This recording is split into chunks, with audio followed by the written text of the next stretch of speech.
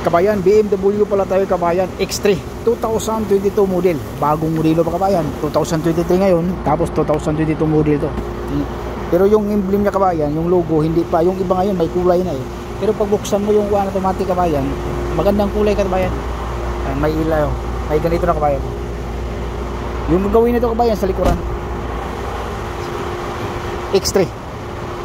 Yan. Ito, i-repair natin yung panel.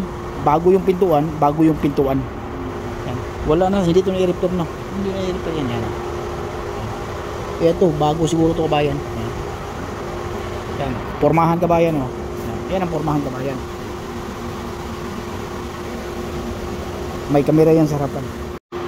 Ito kabayan, ang tamang pagkabit kabayan sa pintuan kabayan ng BMW X3 kabayan. Yan. Pag mag-sitting nito, parang Volkswagen lang to siya kabayan na pintuan. Ito, bagong pintuan.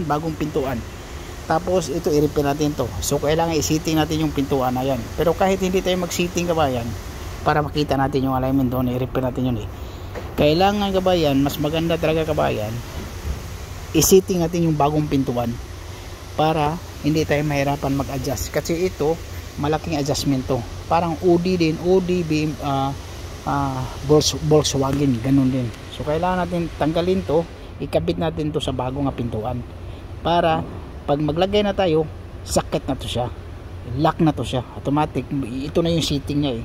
So kailangan natin ilagay ito lang. Ito hindi na, kasi ito yung nasa poste eh. Ito yung ilagay natin doon sa pintuan na bago. Kasi pag hindi natin ilagay yun, tapos saka natin ilagay ito pag napinturahan na, ito magasgas to kabayan, kasi malaki yung adjustment dito eh, pati yung sa baba ito malaki yung adjustment dyan. So kailangan natin ilagay natin yung dalawang pintuan para makita natin yung alignment. Ganun ang pag-sitting yan sa mga kadalasan sa American car yan kabayan, ganun. Okay, yan ang technique dyan. Kailangan natin tanggalin to, pero i-sitting natin to na glass para matanggal natin yung glass na hindi natin mahirapan. Baba natin yan, yung decor dyan, inside decor. Ganun lang siya kabayan, kasimple. So ito na yung luma kabayan, ito yung bago kabayan. So yung sinasabi ko kabayan, natanggalin natin to. Yan. Para ikabit na natin yan doon. Para ma-sitting na siya. So tinanggal ko na kabayan yan. Ito yung tinanggal. Yan. Tanggal na yan. Yan. Tapos tandaan na natin to siya na ganyan yung forma. Pero i-align naman natin yan paglagay na natin sa pintuan. Kasi nandun yung pintuan niya sa yung driving, sa naharapan. Tapos basta i-sitting natin yan. Tapos yan. Tandaan natin ganyan yung forma. Malapit lang dito sa spot. Tapos dito medyo malayo.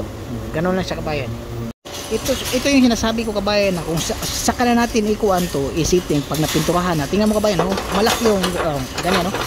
So, mahirapan tayo mag-sitting yan, no? Ang layo ng diferensya. So yun ang sinasabi ko na kailangan i-sitting natin yan. Tingnan mo kabayan yung sitting natin sa BMW X3 ng 2022 model. Yan, okay na siya kabayan yan, no? Yan, alignment na yan. Yan. I-repair na natin yan. Tingnan mo kabayan yung dito. Ito, pakita ko sa inyo to. O, yan. Tapos dito kabayan, tingnan mo. Yan. Ito, dito na tayo. Ito na yung tanggalin natin. Ito na. Basama na sa pintura yan. Ito na rin. Para pagbalik natin, lock na yan. Hindi na tayo mag-adjust. Kasi yung adjust nito kabayan, atras ang panty. Ganun, pasok, loob. Tapos mayroon pang taas, baba. Okay?